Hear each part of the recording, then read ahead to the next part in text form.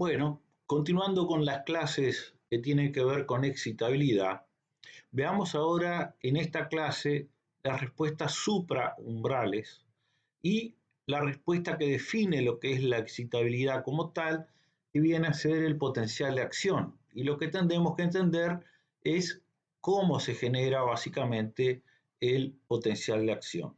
La bibliografía es la misma que la indicada para el caso de circuito equivalente. Aquí tienen entonces, por ejemplo, el potencial de membrana y el tiempo, y la respuesta del potencial de acción es una respuesta rápida, transitoria y breve desde el potencial de reposo, que ven que en las neuronas generalmente es más negativo, de menos 70 milivoltios, y cuando llega a cierto umbral, que es lo que está acá como threshold potential, dispara entonces, por llegar al umbral y superarlo, dispara este fenómeno de voltaje en función del tiempo, rápido, breve y transitorio y autorregenerativo, que se denomina potencial de acción. Así que el cometido de la clase de hoy es justamente potencial de acción, entender su mecanismo de generación. Entonces, algunas cosas que vamos a repasar tienen que ver con el potencial de reposo, el clampeo de corriente y estas respuestas sub y supraumbrales y algunos conceptos subumbrales que vimos en el teórico anterior. Si nosotros tenemos, supongamos, una neurona y dos electrodos, cuando los dos están en el mismo medio, el voltaje registrado es cero, porque están en un mismo potencial. Pero si con un electrodo entro dentro de la célula, ya paso a tener un potencial intracelular más negativo que el potencial extracelular. Y ese es el potencial de reposo. Ahora, si yo inserto otro par de electrodos y comienzo a estimular con corrientes, las respuestas que voy a ver van a ser de voltaje y todo ocurre como que fuese carga y descarga de un circuito con resistencia y condensador en paralelo. Esa es la respuesta subumbral que ya vimos. Entonces, siguiendo con esta respuesta, vemos que es graduada. Cuanto mayor es el pulso con el cual estimulamos, mayor es la respuesta que obtenemos, hasta que superando cierto umbral aparece el potencial de acción como respuesta rápida y transitoria. Entonces, repasando los fenómenos subumbrales, frente a pulsos de corriente, que denominamos clampeos de corriente porque son pulsos básicamente cuadrados, digamos, de corriente en función del tiempo, todo ocurre en la membrana como que desde un medio intracelular a un medio extracelular, cuando está en reposo, básicamente tenemos que el condensador de membrana dado por las placas extra e intracelular, la extracelular cargada positivamente respecto a la intracelular que está cargada negativamente, por esta fuerza electromotriz que es el potencial de reposo. Cuando aplicamos este pulso de corriente, que van a ser cargas positivas que salen por ambas ramas, es como que quitásemos con las cargas positivas parte de estas cargas negativas que por lo tanto deben irse del otro lado de la placa. Y supongamos que el condensador de esta carga QR inicial pasa a tener una carga QF final. Como resultado, dado que Q es igual a C por B, tenemos que existe una depolarización. Pasamos de un estado BR a un estado BF más depolarizado. Respuesta subumbral de elemento de membrana ante un clampeo de corriente se ve por este circuito que está acá mejor escrito.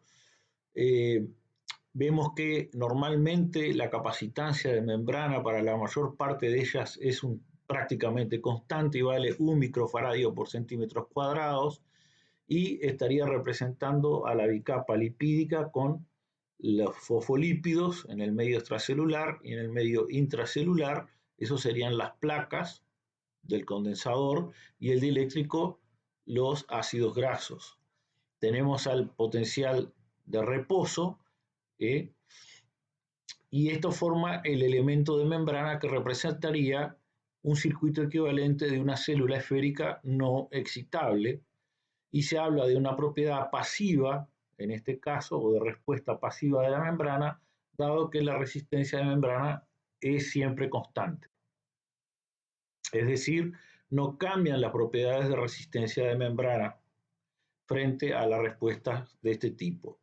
Las características, que fue lo que estudiamos en el teórico anterior, es que esta es graduada, y eso se debe a que la resistencia de membrana no cambia, y debido a todo esto tenemos ciertas propiedades temporales, hacen que no cambie instantáneamente, y hay una constante de tiempo llamada tau Rm por Cm, que usualmente vale 0,5 a 5 milisegundos, y se podía hallar como el 63% del delta V max durante el pulso y el 37% del delta V0 luego que terminó el pulso, y es importante para explicar la sumación de respuestas en una membrana postsináptica y poder generar o no con determinada frecuencia de potenciales de acciones un potencial de acción en la membrana postsináptica.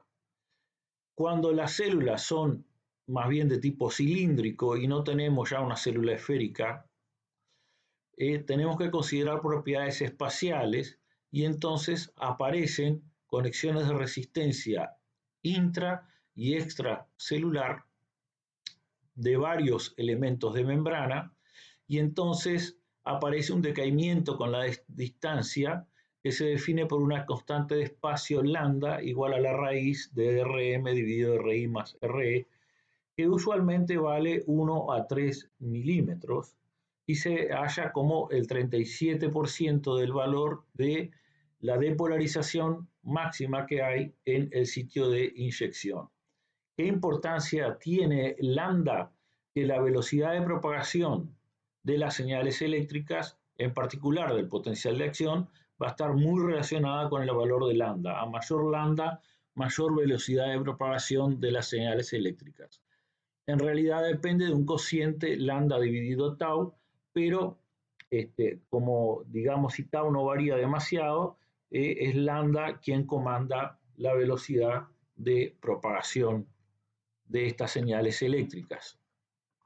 Entonces, si nosotros vemos para el caso de una neurona, digamos, cuáles son los principales iones en el medio intracelular y en el medio extracelular, en el medio intra son potasio, sodio, cloruro, con estas concentraciones que vemos aquí, y en el medio extra los mismos con estas concentraciones, y en base a la ley de Nernst, que está acá y que se puede deducir de igualar los potenciales de equilibrio electroquímicos, como lo han visto con el doctor Pizarro, igualar los potenciales de equilibrio electroquímico significa que se igualan las energías libres básicamente a cada lado, por lo tanto significa un equilibrio termodinámico, o sea que pasivamente va a haber flujos de los iones para alcanzar los valores del potencial de equilibrio electroquímico que hayan por ley de Nernst, que son estos que están acá. Si ustedes hacen el cociente que está indicado para ley de Nernst para el potasio, X vale el potasio, van a ver que el potencial de equilibrio electroquímico es menos 92, para el sodio más 63 y para el cloruro menos 87.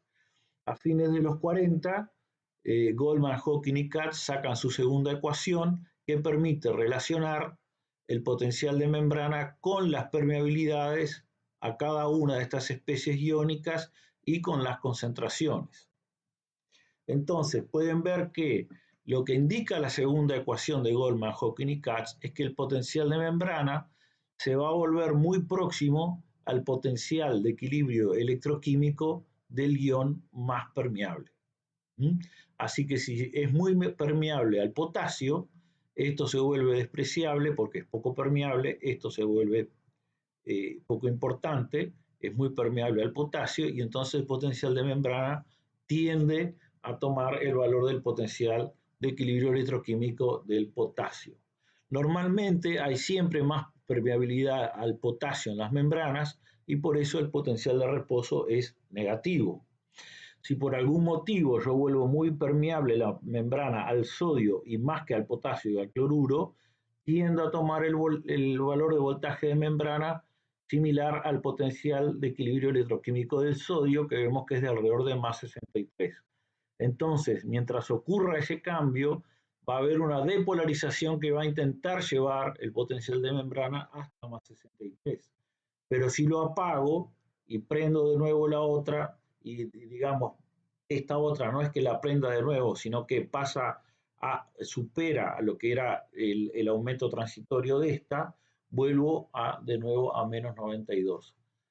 Y eso es el potencial de acción, básicamente, ¿no? Es tener permeabilidades selectivas diferentes para el sodio y el potasio. Son dos vías de permeabilidades diferentes con potenciales de equilibrio electroquímico diferentes para uno y para otro. Eso lo podíamos ver con un circuito eléctrico equivalente, donde si uno nota la ley de Ohm en términos de conductancia, fíjense que si uno pasa G para este lado, 1 sobre G es resistencia y les quedaría delta V igual R por I, que es la clásica ley de Ohm que conocen del liceo, pero pasando la resistencia a este lado, les queda que acá valía 1 sobre R y entonces 1 sobre R es básicamente 1 sobre G, digo, esto sería la conductancia. ¿Mm? La conductancia es la inversa de la resistencia, ¿sí? O digamos que la resistencia también, escrita acá, sería la inversa de la conductancia. Entonces, fíjense que esta es la ley de Ohm escrita para el ion sodio en la rama de sodio y esta sería la ley de Ohm escrita para el potasio en la rama del potasio. Si tuviésemos un Bm constante, la suma de las corrientes por la rama de sodio y la rama de potasio valdría 0. De ahí entonces podemos despejar cuánto vale el potencial de membrana y vemos que es igual al producto de la conductancia del sodio por el potencial de equilibrio electroquímico del sodio más el producto de la conductancia del potasio por el potencial de equilibrio electroquímico del potasio dividido la suma de ambas. Recuerden que el movimiento de los solutos cuando no tienen carga, el transporte que vieron con el doctor Pizarro y los teóricos anteriores, cuando no hay carga se da por la ley de Fick y es en virtud solamente de diferencias de concentraciones a un y otro lado de la membrana. Pero si hay carga, o sea, son iones, nosotros tenemos que tener en cuenta este potencial de equilibrio electroquímico que no tiene ya solo un término de concentraciones, sino que va a tener un término de concentraciones y otro relacionado con el voltaje. Y este potencial electroquímico viene a ser básicamente energía libre por unidad de mol. O sea que es lo que les decía hace un momento. La variable de potencial electroquímico les representa en cierta medida la cantidad de energía libre por unidad por mol. Por lo tanto, si el potencial, si el equilibrio, si el potencial de equilibrio electroquímico del medio extracelular es igual al del medio intracelular, los igualan, van a poder deducir la ley de Nernst, que es lo que está acá.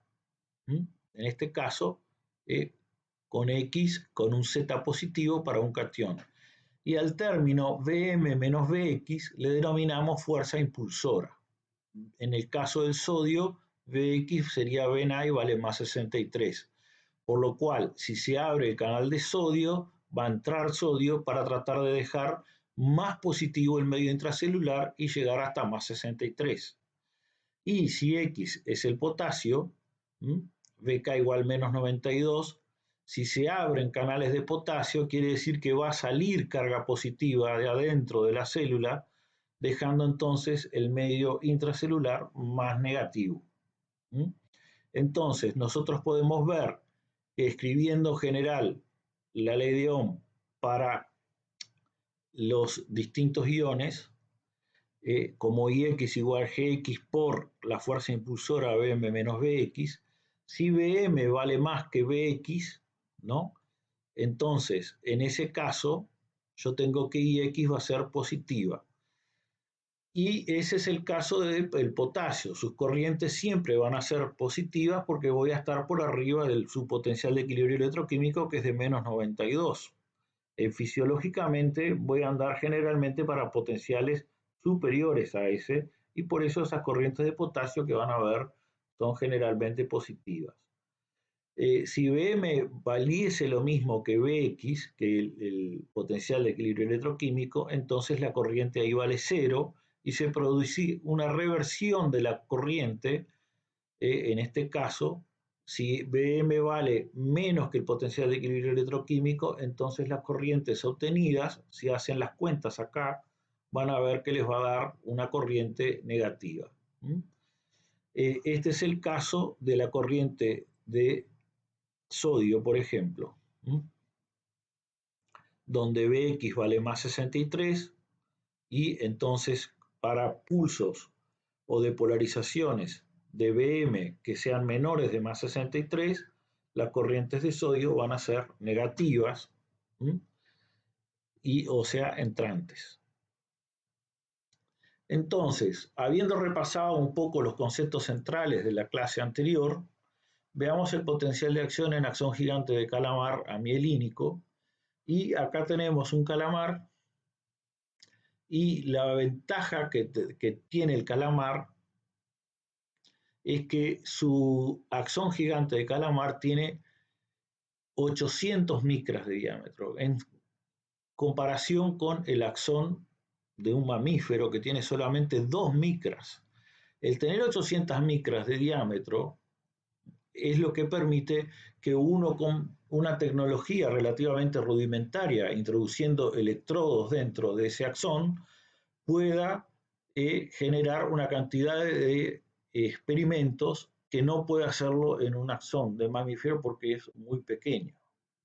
Entonces eso hizo que a fines de los años 30 y a principios de los 40 se pudiesen registrar bien todos los fenómenos concernientes a la excitabilidad y a qué es el potencial de acción.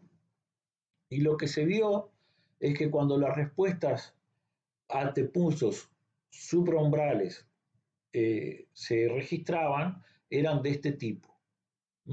Inicialmente, esto se conocía con otro tipo de nombres, pero en los años 30 comienza ya a llamársele potencial de acción.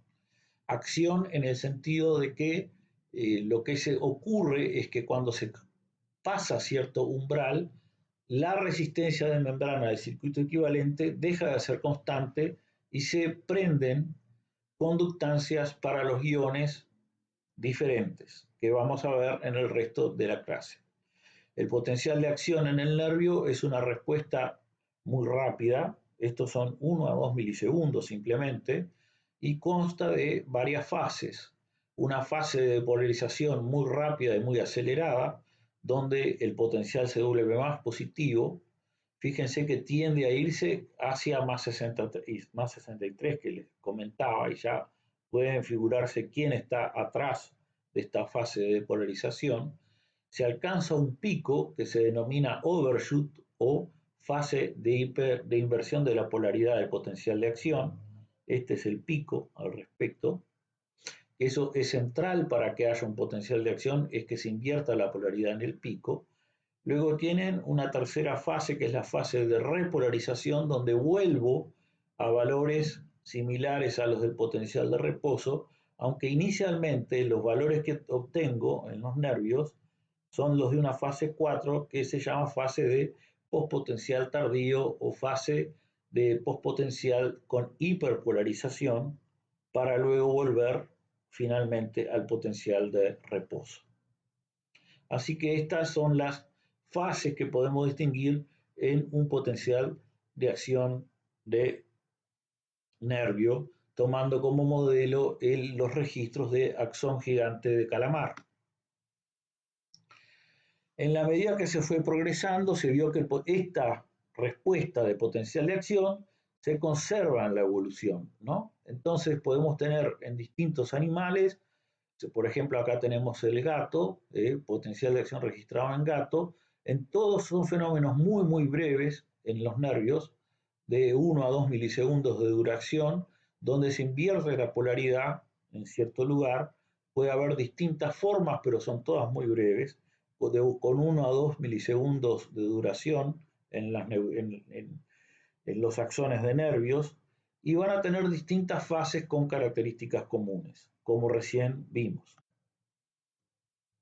Entonces, una de las cosas que define esta respuesta supraumbral, que es el potencial de acción, ¿eh? Es que la respuesta se da una vez que ocurre el umbral y una vez que se da es todo o nada. ¿Qué quiere decir? Que por más que yo aumente el estímulo, la respuesta siempre es igual, no cambia. Y eso es lo que se llama la ley del todo o nada. Cuando supero el umbral, se da siempre igual y siempre igual a sí misma. Y es lo que acá más o menos se ve a gran escala. Esto sería el origen de, básicamente, los potenciales de acción. Y esto, en cambio, son todas las respuestas subumbrales graduadas que estudiamos en la clase anterior. Otra de las características de esta respuesta es que se propaga sin decremento y tiene una onda autorregenerativa como tal, ¿sí? Entonces acá vemos básicamente el estímulo y acá vemos lo que tiene que ver con el registro, digamos, en el punto A y el punto B, que están situados a cierta distancia estos electrodos, o sea que acá tengo una distancia, y tomando en cuenta cuánto tiempo pasa la onda en llegar a A, la registro en A, y en llegar a B, el tiempo que pasó para esta distancia, yo mido la velocidad de propagación. Y cuando veo cómo es la propagación, veo que lo registrado en A es idéntico a lo registrado en B. Es decir, que la onda, desde donde se generó el estímulo, se fue autorregenerando. ¿Qué quiere decir que se autorregenera? Que no decae con la distancia. Esa es una diferencia sustancial con lo que son los fenómenos subumbrales. Entonces, esta es la forma de medir la velocidad de propagación del potencial de acción.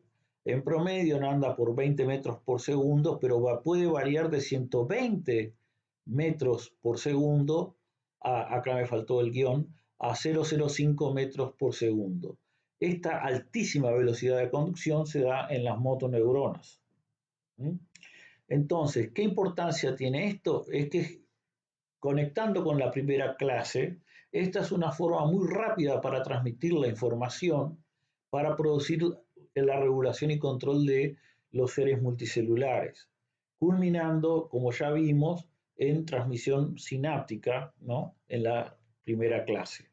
Entonces, esto transmite a grandes distancias y a gran velocidad la información para generar una regulación y control adecuados en el organismo. Por supuesto, cuando se rompen esos fenómenos de manera adecuada, se pierden la regulación y control adecuados a esos efectos. ¿Cuáles son las bases iónicas de la depolarización? Entonces, nosotros vemos que esta es la respuesta y para saber eso, luego de que termina la Segunda Guerra Mundial, Hodgkin y Katz hacen una serie de trabajos. Acá tiene el axón gigante de calamar, al cual le pueden poner el electrodo, como recién decíamos. Entonces registran el potencial de acción y vieron que al bajar el sodio al 33%, sustituyéndolo por colina, o al 50%, sustituyéndolo por colina siempre, el potencial de acción cambia drásticamente. Y sin embargo no está muerto porque el 3 indica volver a la situación inicial de concentraciones iónicas, igual que la normal que estaba en la 1. Entonces, Ante la sospecha de que el sodio está involucrado en la fase de polarización por todos los elementos que ya les comenté, se hizo este experimento de sustitución de sodio por colina por Hawking y Katz en el año 49. Cuando hacen la sustitución se ve que los potenciales de acción son más pequeños, vieron que la amplitud de este es menor que la amplitud de estos. El fenómeno es reversible, dado que yo puedo bajar el sodio y puedo volver a subir el sodio y vuelvo a la situación anterior. Eso indica que no está muerta la célula acá, no están muertos los axones. Y depende de cuánto se baje la concentración de sodio. Acá la bajé más y acá la bajé menos. Entonces, la interpretación de este tipo de fenómeno es que el sodio importa en el mecanismo de generación del potencial de acción y como vemos va a importar sobre todo en qué fase, en la fase de depolarización. Vieron que la repolarización no se toca prácticamente, pero sí se toca la depolarización, ¿no? Y se toca obviamente también la fase del overshoot, porque es consecuencia de la anterior. Entonces, si es que está yendo el potencial de membrana hacia el potencial de equilibrio electroquímico del sodio, nos podemos preguntar, siguiendo a la ley de Nernst, ¿no? Recuerden que es este cociente. Nosotros ahora con los experimentos de Hawking y Katz solo bajamos el sodio extracelular. Nos podemos, si baja el sodio extracelular, quiere decir que este cociente se vuelve menos positivo. Y al volverse menos positivo, disminuye la fuerza impulsora para llegar hacia esos valores. Ahora nosotros podemos hacer otra intervención que sería subir el sodio intracelular, que sería equivalente a bajar el sodio extracelular. Entonces, esos experimentos se hicieron y son estos que están acá. Fíjense que esto sería la situación con sodio intracelular igual a 0, y en la medida que voy subiendo el sodio intracelular, y esta es la ley de Nernst, quiere decir que me va a bajar el potencial de equilibrio electroquímico y por lo tanto baja también la amplitud del potencial de acción, indicando a qué se debe básicamente esa fase de depolarización. Estos experimentos fueron hechos por Baker y colaboradores en el año 1962. Entonces, una vez que nosotros detectamos, por ejemplo, un ion relacionado con la fase de depolarización, vemos que para entender los mecanismos de generación del potencial de acción, debemos comprender cómo se generan las corrientes iónicas y deducir cómo varían las conductancias para estos iones. Es decir, nosotros tenemos la ley de Ohm escrita en términos de conductancia como lo que está acá, y nosotros podríamos deducir, si nosotros sabemos cómo aplicar cierto pulso y conocemos el potencial de equilibrio electroquímico y medimos las corrientes, deduciríamos las conductancias para cada uno de esos iones. Esto exige que yo aplique un voltaje como estímulo y que yo mida una corriente como respuesta para poder hacer estos cocientes y saber las conductancias. Entonces, experimentos de ese tipo es lo que se denominan experimentos de clampeo, pero ahora no de corriente como fue lo que vimos anteriormente, sino que el estímulo ahora es de voltaje en función del tiempo. ¿Sí? Entonces, nosotros para eso lo que tenemos es que necesitamos un electrodo 1 intracelular que va a medir y comparar el voltaje con un potencial comando. Esto es un amplificador, lo que está acá, y esta es la comparación que se realiza, y en base a esa comparación se produce o no la inyección de corriente a la célula. Entonces, el electrodo 2 inyecta corriente, ¿para qué? Para que se mantenga el potencial de membrana en el valor del potencial comando. entonces esta corriente es igual y opuesta a los cambios que existieron acá. Y si yo mido esto y lo multiplico por -1, obtendría lo que está ocurriendo en la membrana. Entonces, puedo medir básicamente por esta corriente que se inyecta a las corrientes que están ocurriendo en la membrana. Entonces, estoy dando un pulso de voltaje, que sería el voltaje comando, y mido la respuesta de las corrientes. ¿Qué problemas tengo? Hay un problema de clampear temporalmente. Clampear quiere decir controlar. Es decir que cuando doy el pulso de voltaje en función del tiempo, tengo que ser capaz de que las respuestas que yo tenga en la membrana sean adecuadas en cuanto al tiempo. O sea que si esto fue instantáneo, tengo que tratar de que esto sea instantáneo. Y el otro problema que hay es un clampeo en el espacio, o sea que lo aplico en un punto de la membrana, pero si la célula es grande, necesito que en toda la célula al mismo tiempo se mantenga el mismo potencial. Cuando hacemos los pulsos de clampeo de voltaje, podemos distinguir dos situaciones, una subumbral, que es la que se está acá, subumbral, donde vemos que hay una corriente con un pico capacitivo y luego se mantiene constante la corriente con cierta resistencia y una corriente resistiva. Recuerden que en el caso del pulso subumbral las respuestas son pasivas y RM es constante. Por lo tanto, simplemente estoy aplicando la ley de Ohm en ese caso. Entonces, la corriente es igual a la suma de la corriente capacitiva y la resistiva, y esa resistiva va a tener que ver con el delta V que apliqué y la corriente que mido a este nivel constante. De ahí yo puedo deducir cuál es la resistencia de membrana constante que hay. En ese caso no hay ninguna variación especial, no hay corrientes iónicas y no hay ninguna variación especial de las conductancias al sodio y al potasio. Las corrientes capacitivas, para entenderlas, recordemos que la corriente capacitiva, como vimos en la clase anterior, va a ser igual al producto de la capacitancia por el salto de voltaje de V de T, ¿no?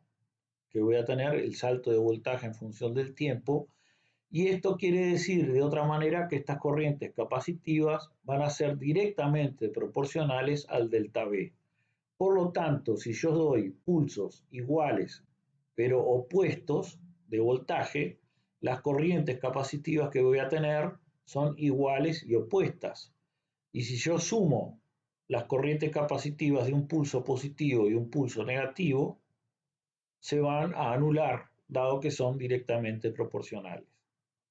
Ahora, ¿qué pasa si es supraumbral lo que yo tengo? En ese caso yo tengo la corriente capacitiva y las corrientes iónicas, que son de este tipo, y ya no tengo una resistencia constante. Estas corrientes iónicas van a ser la suma de la corriente de sodio y la corriente de potasio, con las conductancias al sodio y al potasio ya no constantes, es decir, que los componentes resistivos están variando. Por eso a esto se le denomina una respuesta activa, no en términos termodinámicos, sino que en términos de que varió la resistencia de la membrana.